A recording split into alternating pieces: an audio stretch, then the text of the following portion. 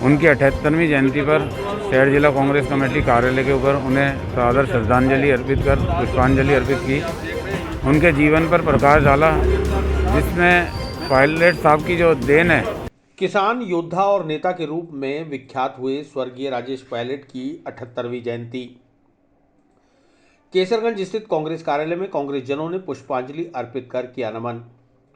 10 फरवरी 1945 को उत्तर प्रदेश के गौतम बुद्ध नगर जिला गाजियाबाद के गांव वेदपुरा में गुर्जर परिवार में जन्मे राजेश्वर प्रसाद विधुड़ी, जो बाद में राजनीति में आने के बाद राजेश पायलट के नाम से मशहूर हुए, उनकी आज 78वीं जन्म जयंती पर देश भर में उन्हें याद किया जा रहा है।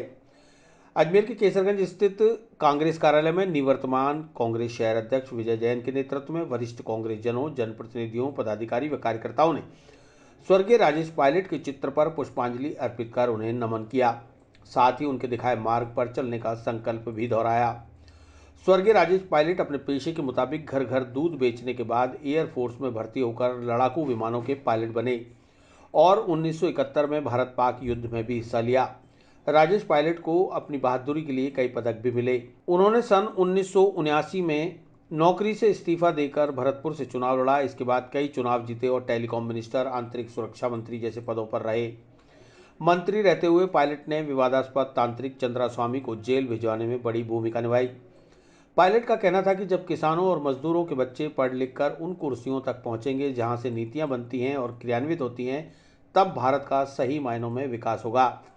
आज उनकी जन्म जयंती पर उनके बताए हुए मार्ग पर चलने का संकल्प लेते हुए कांग्रेस जनों ने उन्हें अपने श्रद्धा सुमन अर्पित किए हैं। इस मौके पर निवर्तमान शहर अध्यक्ष विजय जैन, निवर्तमान उपाध्यक्ष हरि सिंह गुर्जर, पूर्व पीसीसी सचिव महेंद्र सिंह रलावता, शैलेंद्र अग्रवाल, विपिन बैसिल, भूम सिंह गुर्जर, नरेश सत्यावना, कमल गंगवाल सहित अनेक कांग्रेस जन मौजूद रहे।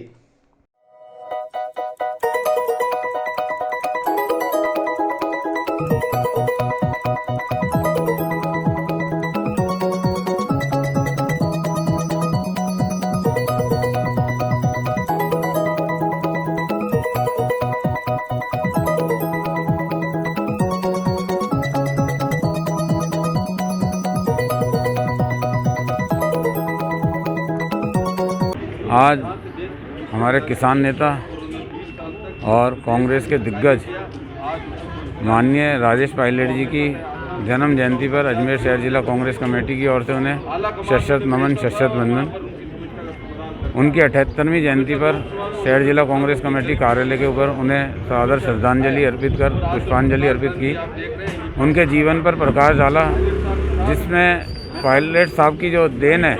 जिस तरह पायलट साहब ने, चाहे आईटी सेक्टर हो, चाहे हमारे देश का इंफ्रास्ट्रक्चर हो, चाहे सड़कों का जाल हो और चाहे आंतरिक सुरक्षा की बात हो, जिस तरह उन्होंने हमारे देश के अंदर जो उनकी महत्वपूर्ण भूमिका रही और जहां कानून व्यवस्था की बात रही तो उन्होंने चंद्रा स्वामी जैसे व्यक्ति को भी उन्होंने सलाखों के पीछे डाला। ऐसे व्यक्ति को हम शत नमन, शत वंदन करते हैं। उनके जन्म जयंती पर हम उनके बताए हुए मार्ग पर और उनके सिद्धांतों पर चलकर अनुसरण करेंगे। निश्चित तौर पर हमारा समाज सुदृढ़ और मजबूत हो सकेगा। देश के किसान नेता जिसने जय जवान जय किसान का जिसने नारा दिया था, इस देश के अंदर जो संचार क्रांति लेके आए थे, इस देश में जो सड़कों का जो जाल फैलाया था, कांग्रेस पार्टी में आंतरिक लोकतंत्र को मजबूत करने के लिए इस व्यक्तित्व ने अखिल भारतीय कांग्रेस कमेटी के राष्ट्रीय अध्यक्ष का चुनाव लड़ा था।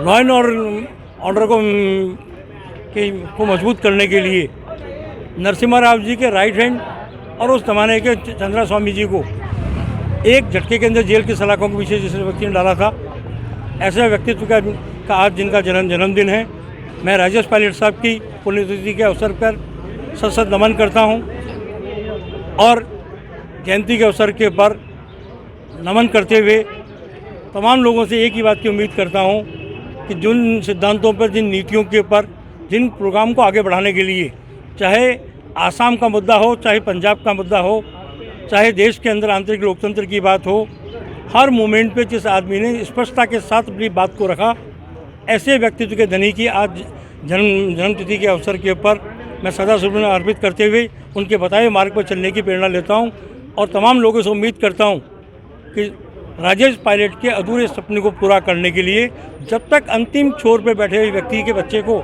जहाँ कानून और नीतियाँ बनती हो उन सीटों पे नहीं बैठाया जाएगा, जब तक आप और हम लोग उनके प्रण को जब तक पूरा नहीं कर पाएंगे, जब तक सतत प्रयास करते रहेंगे लोकतंत्र को मजबूत करने के लिए।